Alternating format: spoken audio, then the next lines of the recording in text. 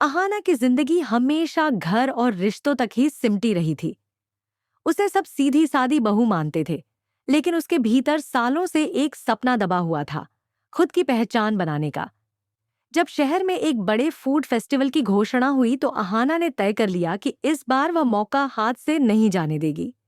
कांपते हाथों से उसने फॉर्म भर दिया।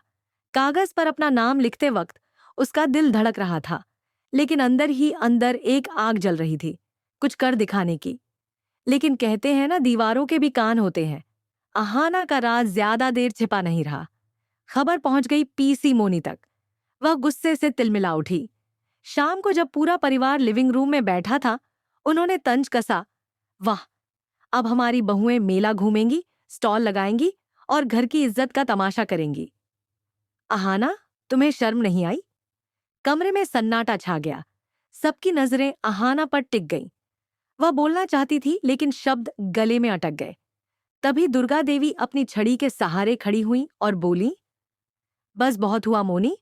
औरतें क्या सिर्फ चार दीवारी में सड़ने के लिए बनी है? अगर मेरी बहू अपने हुनर को दिखाना चाहती है तो इसमें बुराई क्या है? आज तक मेरी ख्वाहिश थी होटल का खाना खाने की। अहाना ने वह पूरी की। अब अगर उसका सपना है प्रतियोगिता में भाग लेने का, तो मैं उसके साथ हूं। उनके शब्द सुनकर अहाना की आंखों में आंसू आ गए। कांपते हाथों से उसने सास का हाथ पकड़ लिया और कहा, माँ, आपके शब्द ही मेरी ताकत है। मैं वादा करती हूं आपको कभी निराश नहीं करूंगी। बाकी बहुओं की आंखों में भी चमक आ गई। पहली बार उन्हें महसूस हुआ कि कोई उनके लिए खड़ा हुआ है। मगर मोनी के चेहरे पर लालिमा छा गई। मन ही मन उन्होंने कसम खाई कि किसी भी हाल में अहाना को जीतने नहीं देंगी। उधर अर्जुन चुपचाप सब सुन रहा था। उसे गुस्सा भी था कि अहाना ने बिना बताए इतना बड़ा कदम उठाया, लेकिन दिल में गर्व भी था। उसने कुछ नहीं कहा और ऊपर चला गया। अहाना उसकी आंखों में छिपा गर्व पहचान चुकी थी। अगले ही दिन से अहाना ने तैयारी शुरू कर दी। सुबह सुबह मसालों की खुशबू से पूरा घर महकने लगा।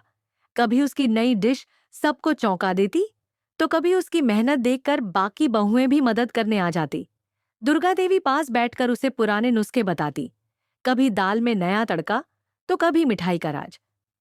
धीरे धीरे घर का माहौल बदलने लगा। जहां पहले बहुएं डर में जीती थीं, अब उनमें आत्मविश्वास झलकने लगा। लेकिन मोनी अंदर ही अंदर जल रही थी। उन्हें डर था कि अगर अहाना जीत गई तो उनकी पकड़ कमजोर हो जाएगी। दिन बीतते गए और प्रतियोगिता का दिन आ गया। पूरा शहर मेले की तैयारी में जुटा था। मंच जगमगा रहा था, ऊंचे बैनर लगे थे और नामी शेफ बतौर जज पहुंचे थे। अहाना अपने स्टॉल पर खड़ी थी।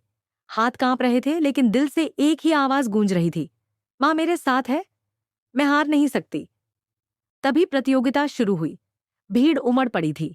इधर मोनी जजों से छुपकर मिल रही थी और उन्हें प्रभावित करने की कोशिश कर रही थी कि अहाना किसी भी हाल में ना जीते।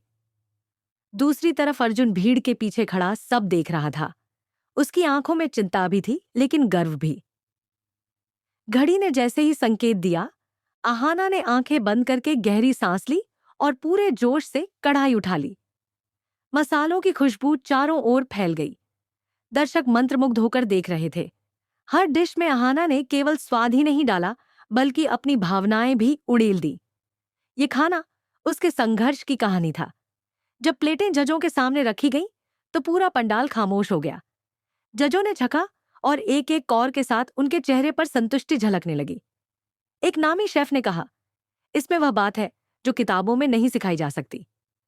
यह दिल से बना खाना है। भीड़ तालियों से गूंज उठी। अहाना की आंखों में आंसू थे, हार के नहीं बल्कि जीत की आहट के। मोनी का चेहरा उतर गया। वह बुदबुदाई, ये कैसे हो सकता है? तभी दुर्गा देवी मुस्कुरा उठी और बोली, क्योंकि सच्चा हुनर और सच्ची नीयत कभी हारती नहीं मोनी। उधर अर्जुन आगे आया और पहली बार सबके सामने अहाना का हाथ पकड़ लिया। उसके चेहरे पर गर्व साफ झलक रहा था। अहाना ने सिर झुका लिया, लेकिन इस बार शर्म से नहीं बल्कि जीत की खुशी से।